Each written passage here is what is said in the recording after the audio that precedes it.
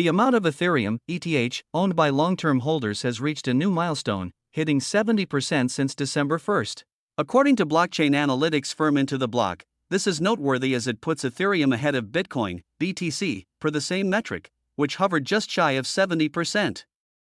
Some market watchers consider the rise in the proportion of ETH held by these holders as showcasing a conviction in the cryptocurrency's long-term potential.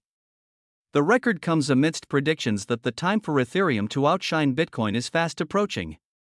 On December 23, well-known crypto analyst Raoul Pal reiterated an earlier prediction suggesting 2024 could see ETH and BTC repeat their 2021 cycle. In that year, ETH went on to outpace BTC's performance, growing by 254% to Bitcoin's 45% after initially falling behind. Pal's outlook was mirrored in a cautiously optimistic forecast from JP Morgan analysts, who, despite their overall conservative attitude towards the crypto market, predicted ETH will outpace BTC and other digital assets in market price performance by 2024.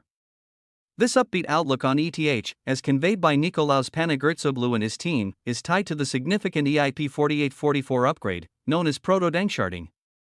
Set for launch in the first half of 2024, this upgrade is expected to significantly enhance Ethereum's network performance by implementing a more efficient sharding method.